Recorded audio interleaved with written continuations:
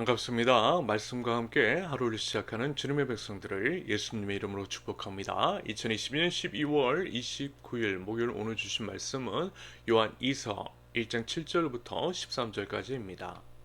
미혹하는 자가 세상에 많이 나왔나니 이는 예수 그리스도께서 육체로 오심을 부인하는 자라. 이런 자가 미혹하는 자의 적그리스도니 너희는 스스로 삼가 우리가 일할 것을 잃지 말고 오직 온전한 상을 받으라. 지나쳐 그리스도의 교훈에 거하지 아니하는 자는 다 하나님을 모시지 못하되 교훈 안에 거하는 그 사람은 아버지와 아들을 모시느니라. 누구든지 이 교훈을 가지지 않고 너에게 나아가거든 그를 집에 들이지도 말고 인사도 하지 말라. 그에게 인사하는 자는 그 악한 일에 참여하는 자임이라. 내가 너희에게 쓸 것이 많으나 종이와 먹으로 쓰기를 원하지 아니하고 오히려 너희에게 가서 대면하여 말하려 하니 이는 너희 기쁨을 충만하게 하려 함이라. 택하심을 받은 내 자매의 자녀들이 내게 문안하느니라. 아멘.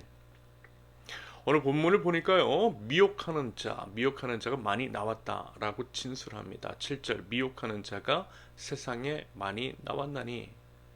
그들은요, 그 당시 영지주의 이단 집단을 의미합니다. 잘못된 가르침을 전하는 자들, 요즘으로 말하면 신천지 집단 같은 자들이라 할 수 있겠죠.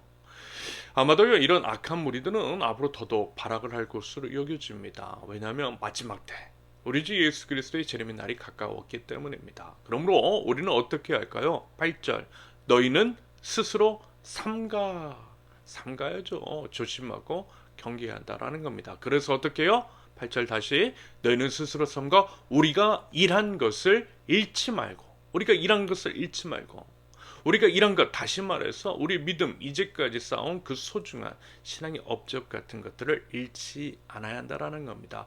그리하여 결국 8절, 오직 온전한 상을 받으라. 오직 온전한 상을 받으라.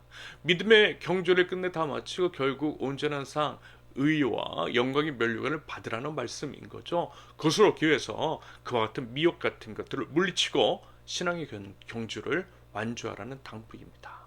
그리하여 디모데후서 4장 7절과 8절에서의 사도 바울의 고백 같은 것들이 자신 있게 흘러나오는 인생대라는 권면이겠습니다. 디모데후서 4장 7절과 8절, 나는 선한 싸움을 싸우고 나의 달려갈 길을 마치고 믿음을 지켰으니 이제후로는 나를 위하여 의의 면류관이 예비되었으므로 주 곧 의로우신 재판장이 그날에 내게 주실 것이며 내게만 아니라 주의 나타내심을 사모하는 모든 자에게 도니라. 여러분, 부디어 마지막 때에 이단 집단의 미혹에 빠져 넘어지지 않을 수 있도록 스스로 조심하여 경계하며 끝내 믿음의 경주를 완주해 나갈 줄 아는 저와 여러분들, 우리 귀한 성도님들이 되실 수 있기를 바랍니다. 이어서 오늘 본문에서는요, 미혹에 빠지지 않게 하기 위한 것으로서 스스로 경계하고 조심하는 것 외에 이와 같은 이야기를 덧붙입니다. 9절, 지나쳐. 무슨 얘기죠? 너무 나갔다라는 거죠. 오버했다라는 겁니다. 그래서 이제 어떻게 되었냐면 9절, 지나쳐 그리스도의 교훈 안에 거하지 아니하는 자는, 지나쳐 그리스도의 교훈 안에 거하지 아니하는 자는 무슨 얘기냐면, 그리스도의 교훈, 다시 말해서 하나님의 말씀에서 너무 지나쳐 나갔대요. 쉽게 얘기해서 예수님의 교훈, 성령의 가르침이 아니라 무슨 신비롭다라고 하는 것들이 있잖아요. 하지만 전혀 성령적이지 않은 것들, 어리석은 상상력으로 지어낸 잘못된 가르침에 빠져버렸다라는 겁니다. 선을 넘어버렸다라는 거예요. 그런 자들에 대해서 이렇게 말씀하고 있어요. 9절 다시, 다 하나님을 모시지 못하되, 그런 사람들은 그 안에 하나님이 없다라는 겁니다. 그런 자들은 하나님을 모르는 자이고, 그래서 하나님과 무관한 사람이라는 겁니다. 반면에 9절, 교훈 안에 거하는 그 사람은 하나님의 말씀을 잘 알고 말씀을 말씀대로 제대로 바르게 받아들이는 사람, 말씀의 경계 안에서 스스로 조심하는 사람은 뭐라고요? 9절, 아버지와 아들을 모시느니라. 아버지와 아들, 즉 하나님과 예수 그리스도를 아는 사람, 참 구원, 참 생명을 얻은 신앙인이라는 말씀입니다. 결국요, 사도 요한은 바른 성경의 교훈, 즉 하나님의 가르침에 거할 줄 아는 참 생명의 사람, 참 그리스도인이 되라고 말씀하고 있는 겁니다. 이단 집단의 미혹에 빠지지 않도록 하나님의 말씀을 정확하고 바르게 알라는 거예요. 그러면서 이제 아마 여러분 뭐 이런 이야기 들어보셨을 것 같아요. 위패 감별사들, 가짜 돈 뭐 감별하는 사람들이 훈련하는 방법 등에 대해서 말입니다. 언뜻 보면요, 위패 감별사들은 여러 종류의 다양한 가짜 돈을 모아놓고 그것들을 살펴볼 것 같은데 가짜 돈이 아니라 진짜 돈만 본다고 하죠. 뚫어져라 본대요. 진짜 돈만 계속 보고 그것의 세세한 것 하나하나까지 기억하는 그 훈련을 한다라고 합니다. 생각해보니까 그게 또 맞아요. 진짜 돈을 정확하게 알면 됩니다. 왜요? 진짜 돈에서 조금만 달라도 그건 무조건 가짜니까.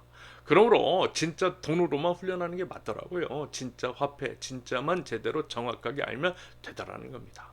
마찬가지로 거짓이 난무하고 온갖 혼란스럽게 하는 것들이 넘쳐나는 이 시대에 우리가 무엇보다 잘 알아야 하고 또 훈련해야 하는 것은 하나님의 말씀이겠죠. 하나님의 말씀을 제대로 또 정확하게 알아야만 하는 겁니다. 여러분, 이단에 대해서 연구하는 것보다요, 하나님의 말씀을 알기 위해 힘쓸 수 있기를 바랍니다. 오히려 섣부르게 이단 연구하다가 성경도 제대로 모르는 상태에서는 자기도 모르는 사이에 이단에 물들 수 있다는 거예요. 위패 감별사들이 진패를 정확히 알아 위패를 분별할 수 있었던 것처럼 우리도 성경을 정확하게 알면요, 이단 집단의 거짓 가르침을 충분히 분별할 수 있다는 겁니다. 여러분, 이것이 지혜입니다.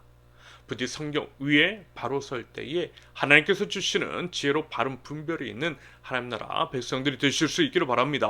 그래서요, 당부드리고 싶어요. 우리요, 여러분이 성경 제대로 알기 위해서 힘쓰면 좋겠습니다.